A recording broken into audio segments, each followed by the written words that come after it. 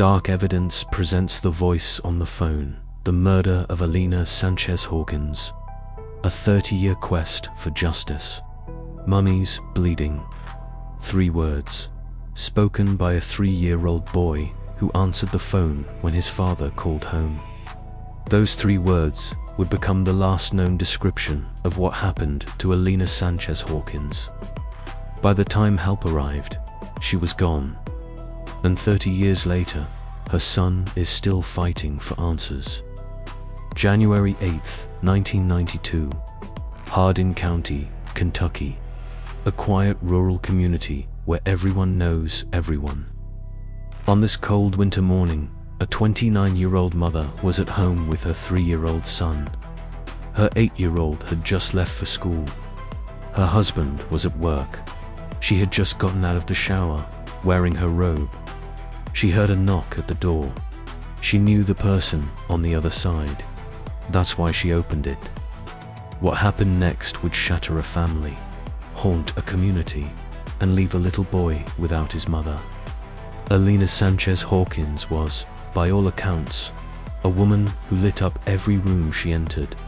She was a lot of fun, just a big smile, big personality. Everybody loved her. Elena stood just 4 feet 11 inches tall, but her son says she thought she was 8 feet tall. She was a devoted wife to her husband Michael, and a devoted mother to her 2 boys, a 2-year-old Danny and 3-year-old Christopher.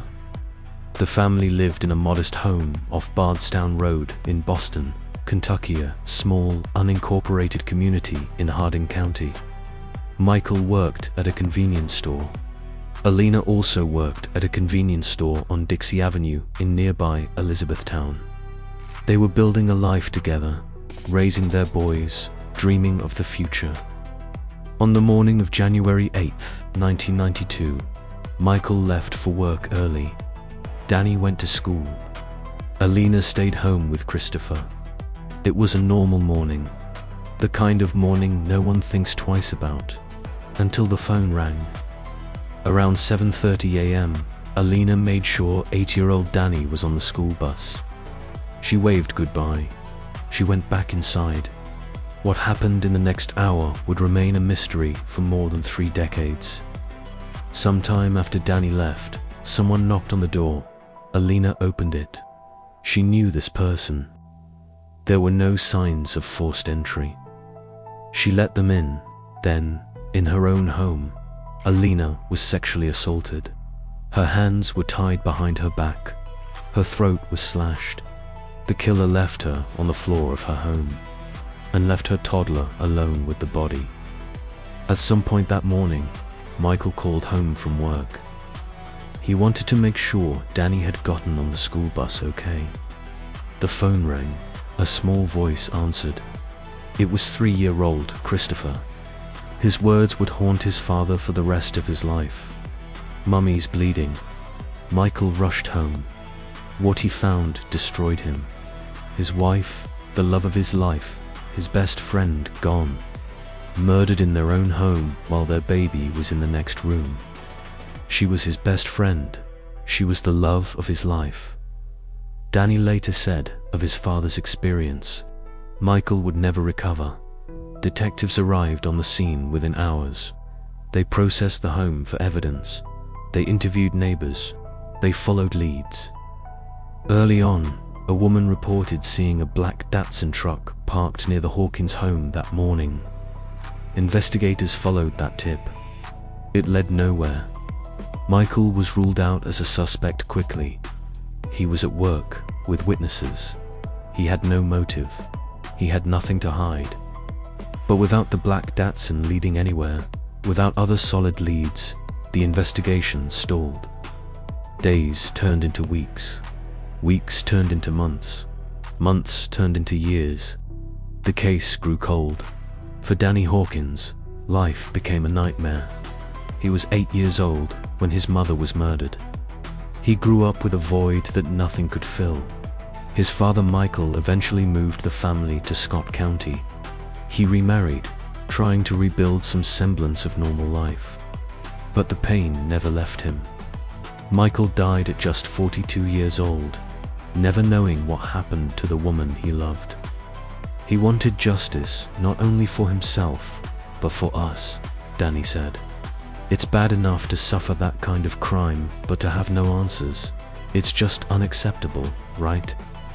For years, Elena's case sat dormant.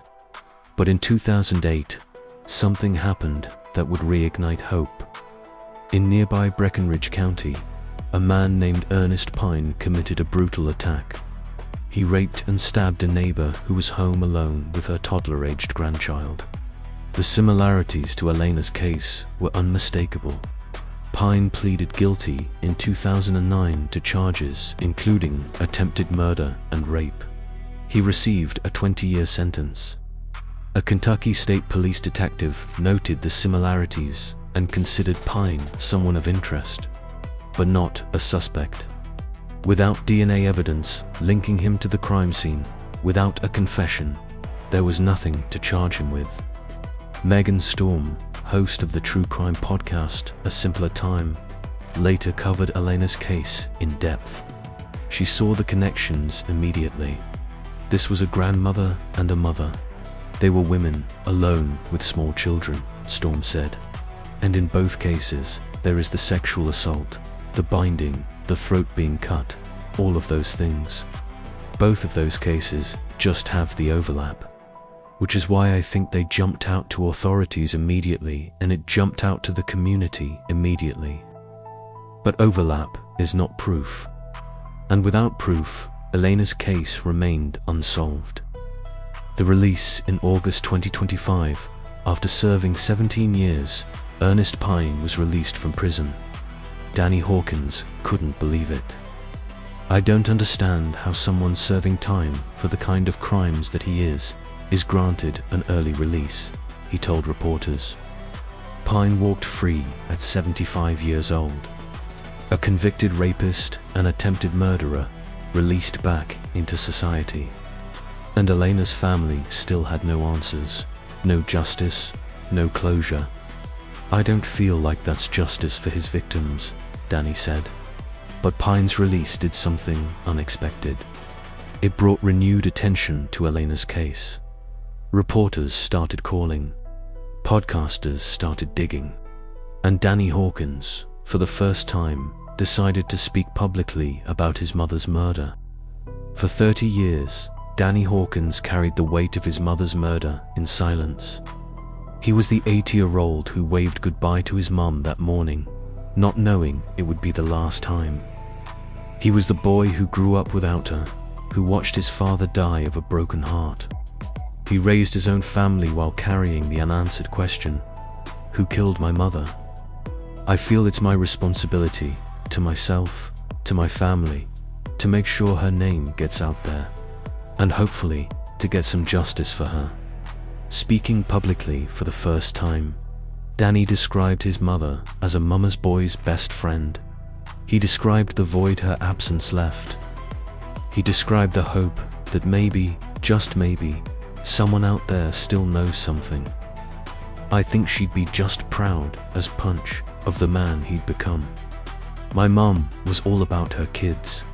She would have been an amazing grandmother. I hope that I've made her proud with everything I've done.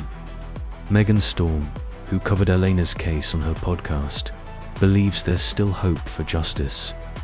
It's never too late to do the right thing, and I genuinely believe that there are people in the local community that know more.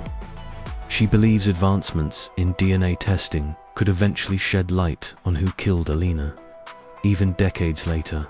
Even with the passage of time, science can sometimes find answers where investigators couldn't. Elena is someone who was just protecting her baby that day, and she paid the ultimate price for it. And I hope that whoever did this to her is put behind bars for that. As of this recording, the murder of Elena Sanchez Hawkins remains unsolved. The Kentucky State Police say the case is still open and actively being investigated. The evidence still exists. The possibility of DNA testing still exists. The hope still exists. But the questions pile higher with each passing year. Who knocked on Elena's door that morning? Who did she trust enough to let inside? Who sexually assaulted her, tied her hands, and cut her throat while her toddler was in the house? Why did they do it? And why has no one come forward in 30 years? The black Datsun truck was never identified.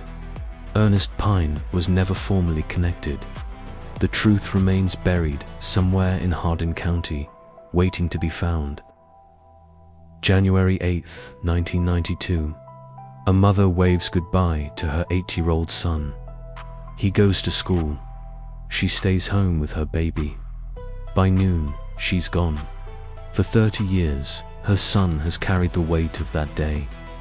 He watched his father die of grief.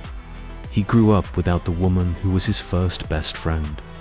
He became a husband, a father, a man always wondering, always hoping, always waiting.